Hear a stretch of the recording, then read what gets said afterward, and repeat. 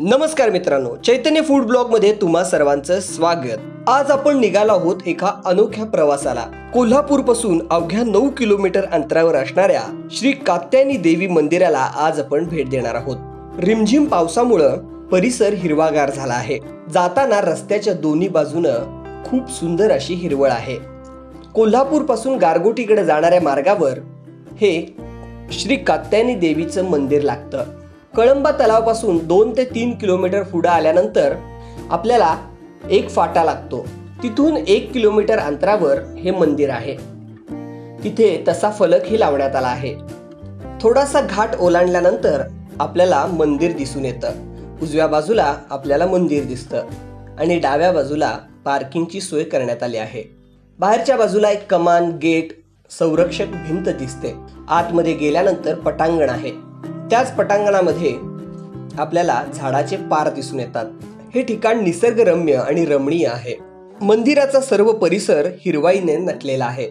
मंदिर परिसरात जाताच आपल्याला श्री कात्यायनी देवीचं मंदिर दिसतं। त्याच्या समोर असलेला कुंडही दिसतो आणि कुंडाच्या समोर तुळशी कट्टा आहे आणि त्याच्याच बाजूला एक दीपस्तंभ सुद्धा आहे। श्री देवी महात्म्य सप्तशीच्या 8व्या, 9व्या आणि 10व्या अध्यायात श्री कात्यायनी देवीचे वर्णन असून 11व्या अध्यायात अग्नी आणि इंद्रादी प्रमुख देवांनी तिची स्तुती केली आहे।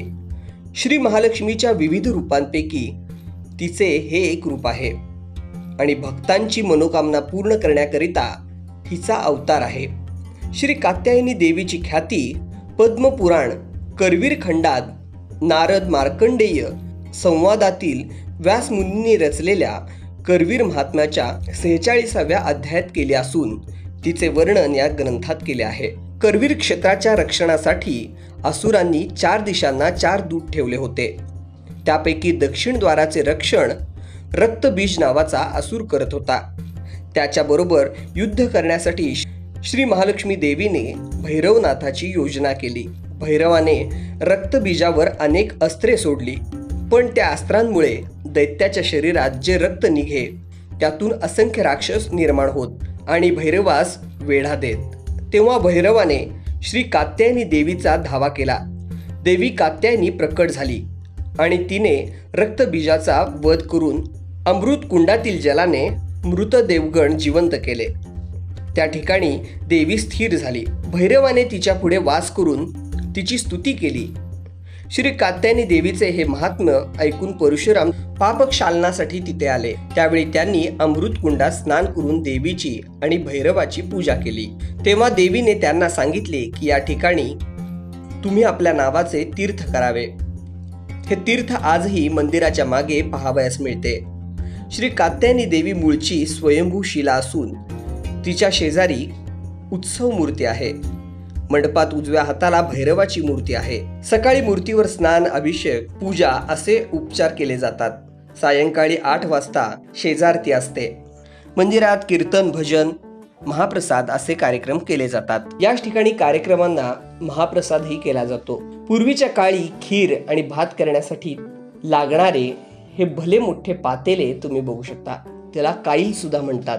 हल्लीच्या काळामध्ये अशी भांडी पाहायला मिळत नाहीत। सध्या ही भांडी वापरात नसल्यामुळं ही बाजूला ठेवण्यात आली आहेत, पण तरी सुद्धा बघण्यासारखे आहेत। या ठिकाणी जयंती आणि गोमती नद्यांचे उगम स्थान देखील आहे।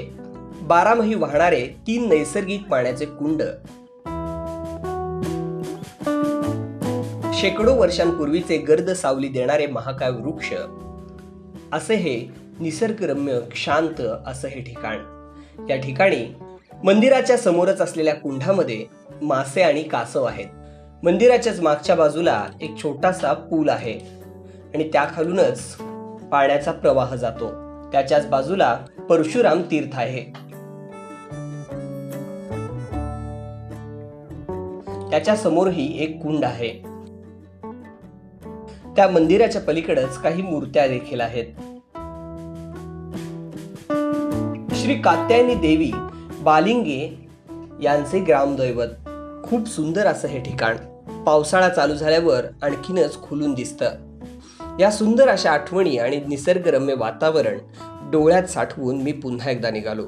घाटाचा हा परिसर कोंड्यासारख्या पडणाऱ्या पावसात भिजत पुन्हा एकदा मी घरची वाट धरली. तर तुम्हाला हा व्हिडिओ कसा वाटला हे कमेंट बॉक्समध्ये कमेंट करून कळवायला विसरू नका.